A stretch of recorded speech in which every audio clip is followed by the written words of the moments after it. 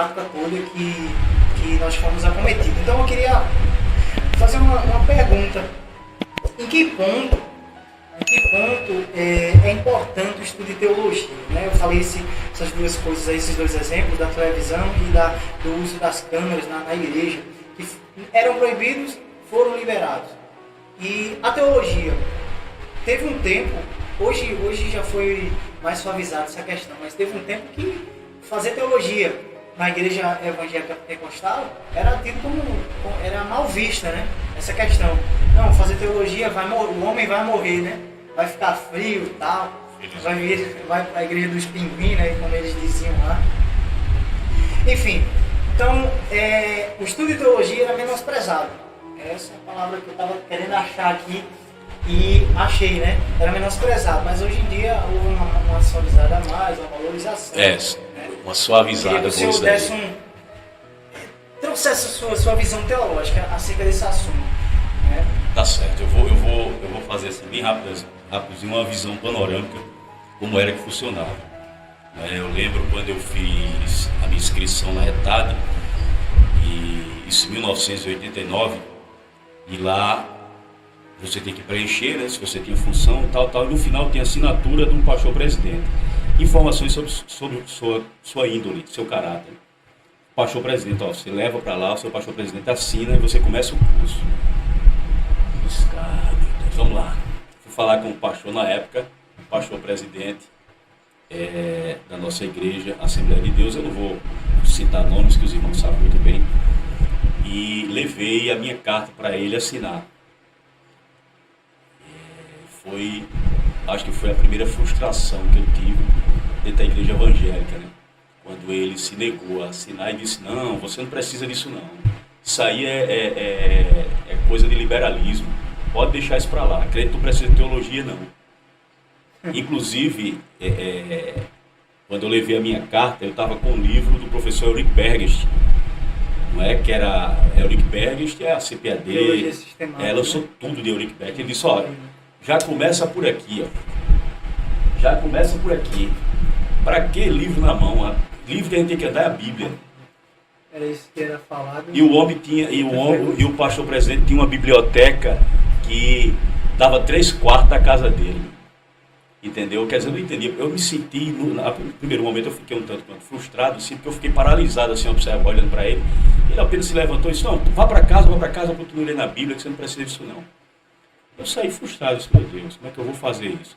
Mas graças a Deus que no meio lá, um dos assessores do estimado pastor, era pastor também, ele percebeu a minha frustração, correu em minha direção quando eu saí e disse, faça o seguinte, procure a Assembleia de Deus, Ministério de Madureira, tem um pastor amigo que ele vai assinar a sua carta de referência, o senhor vai fazer a sua etapa. Mas meu irmão, o preconceito com a teologia era grande. E olha, era essa palavra que eu estava querendo. Olha, o preconceito com a teologia era tão grande, e preste bastante atenção, nas Assembleias de Deus na época, nós tínhamos Abraão de Almeida, nós tínhamos o professor Claudinor Correia de Andrade, que está em atividade até hoje, nós tínhamos João de Oliveira, Euric Bergest, nós tínhamos Armando Chave Cohen, nós tínhamos Raimundo Ferreira de Oliveira, que escreveu o livro As Grandes Doutrinas da Bíblia. Quem é que não tem?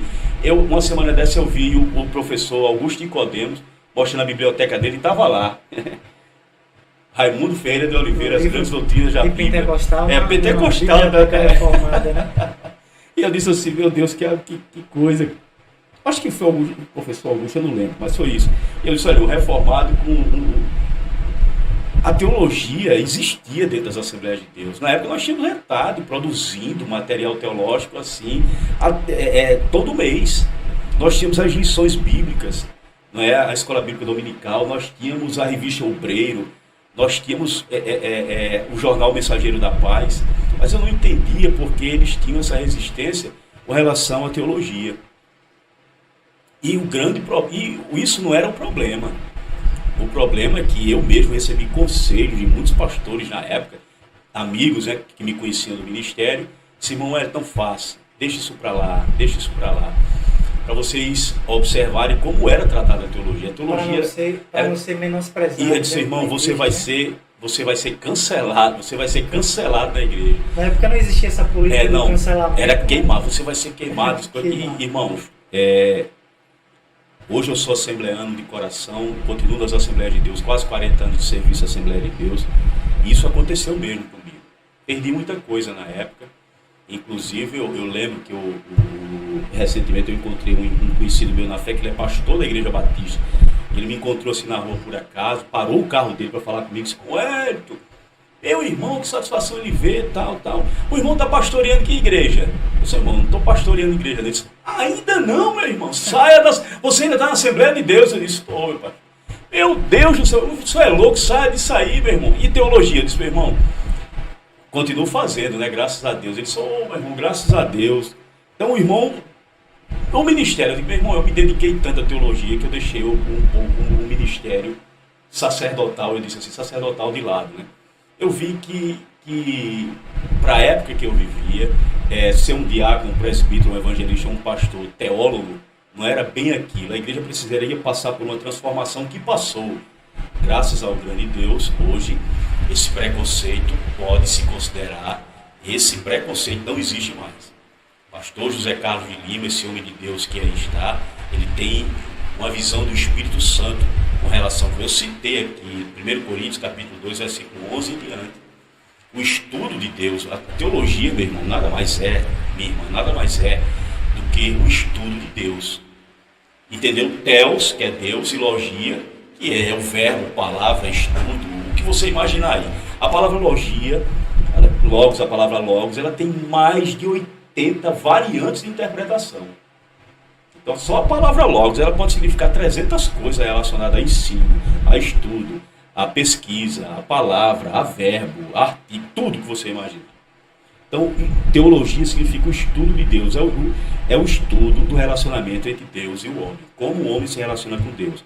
E a gente estuda esse relacionamento a partir das Sagradas Escrituras, porque é ela que nos mostra como Deus quer iniciar esse relacionamento e chegar ao clímax dele. É através do estudo das Sagradas Escrituras que nós entendemos isso. Agora, o que acontece é que todos os grupos religiosos, eles têm a sua teologia. O que acontece é que as igrejas da Assembleia de Deus e muitas outras igrejas pentecostais, bem antigamente, na década de 80 e 90, interpretavam dessa maneira. Achavam que se você estudasse teologia, você ia ficar frio, você ia ficar carnal, a espiritualidade você ia jogar por terra, você não precisa... Não, isso era tudo uma bobagem. Eu citei esses homens de Deus que eu citei das Assembleias de Deus, não é, que eram teólogos na época. Eu fico imaginando, Gunnar Wingre, o fundador das Assembleias de Deus, era teólogo. Não como é o nome dele? Emílio Conde, um dos grandes jornalistas, um dos primeiros teólogos das Assembleias de Deus, um dos primeiros homens que trouxe a teologia para dentro das Assembleias de Deus. Por que a gente tinha tanto preconceito e tinha tanto medo da teologia?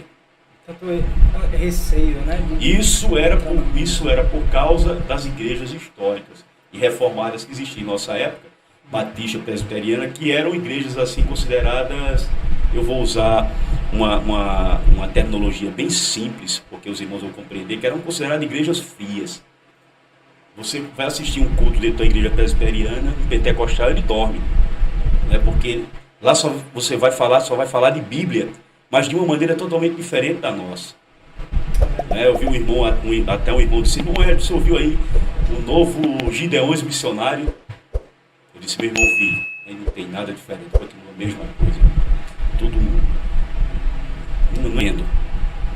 Todos vocês que estudam a Bíblia são potencialmente teólogos, viu?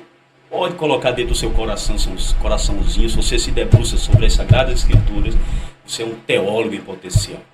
Se você estuda Deus, então você é um teólogo, tá certo? Nem se preocupe, pode ficar tranquilo.